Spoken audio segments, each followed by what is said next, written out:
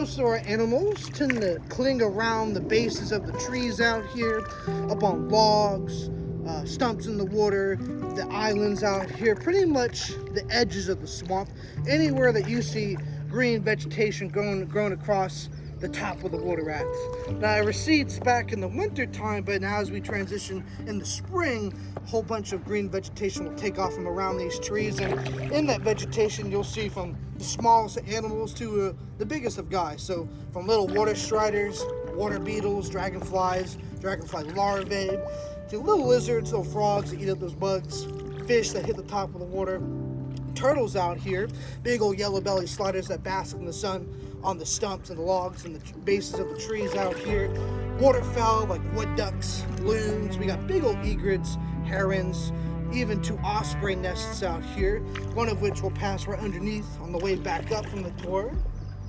Ultimately though, we have the big old American alligator that eats pretty much anything that swims in the water and drinks out the swamp.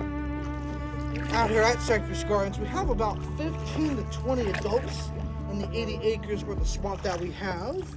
A couple of factors play into why. Most of it is because male alligators are very territorial.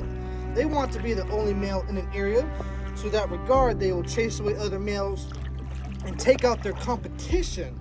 By taking out their competition, I mean they go out the way to find babies, find nests, destroy them, and eat up as many babies as they possibly can to prevent the chance of having other males that could grow up and rival them later on in life. This makes the females very protective of their babies, trying to find more isolated pockets of water, swamp, wetlands, and Cypress Gardens is in here from rain and runoff, sitting here and then be let out. When this place was abandoned during the Civil War, that's when we grew up into the swamp that we are today. Swamps are nothing more than a flooded forest. The main thing about them are the trees that grow in them. Those swamps, if not all swamps in South Carolina, are blackwater swamps. You'll probably want to duck your head just a little bit, otherwise you might smack it, which would be kind of bad.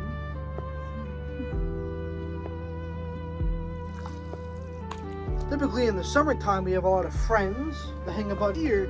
It's like right at 2.5 feet deep, and gradually lessens the further you stray from this mountain path. That's why there's heaps and heaps of lily pads out here, because they love to grow in about 3 feet and less of water. And also you'll notice like over here to the right of us, a couple fallen trees, they embed themselves in the mud, stick about the water, giving space for turtles, which is a whole bunch of turtles up on that fallen tree and that branch right there. Most of our turtles are something known as a yellow belly slider, very distinct with their bright yellow. Has been stood here almost 80 years, or rather a little over 80 years now. You've seen the movie The Notebook. This bridge does appear in The Notebook just a couple seconds in the opening scene, when it's that wider, more open waterway and the couple, Noah and Allie, they're going along and whatnot. They did, however, film an entire scene in The Notebook out here in our swamp. The famous old boating scene where they're surrounded by all the swans and it pours down rain on them, and we'll paddle right through that spot. So I'll go a lot more in depth once we're actually out there. But from my understanding, when they were out here filming for that scene, they came out here to this backside. I watched that scene over 20 times in a row. I didn't see any of the bits of the swamp back here, but in the opening bits, you do see that bridge in the background. Or so I'm told. I've actually never seen the movie itself, or that branch, I mean. But yeah, they film one thing, and the director goes, that was perfect, and then they do it again, and then again, and again, and again, like 20 times in a row. So the first 4 hours was just them talking. So really, and then the guy started jumping in the water, and it was kind of exciting. Yeah. Is it like that? Is it this one? I'm surprised he's sitting there. Nice. Look at him. He's like, what are you doing? Don't disturb me. I just want to sit here and bask in the sun. So they want to hop out this cold water and bask in the warm sun, because I think we're like almost 80 today, I'm pretty sure. But anyway, I'll be photo or video. I like the yams.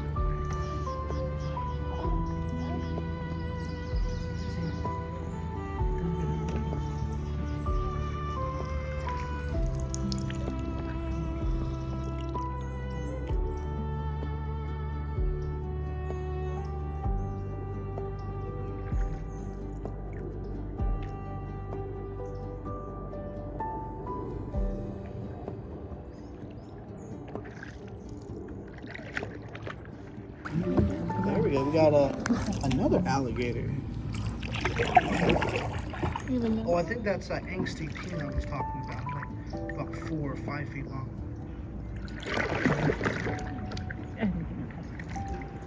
There's one of them we call him the bully.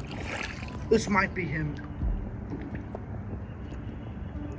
We call him that because he'll pick on baby alligators and then eat them. Which I opted to call him the baby eater, but I was told that's a little bit much.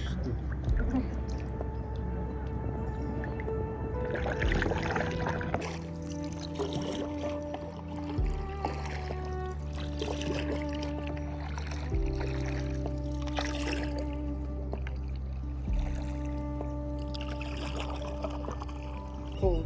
They're not going to move. Probably ruin the romantic aspect if there was just a 10-foot alligator off to the side rolling around with a couple of ducks in its mouth. They've been here 4 years. This nest is only about 3 years old. So the first year they came here, I always consider it a plus so I don't lose anybody, mostly because I was the guy who lost the bride the one time. That was actually me who did that.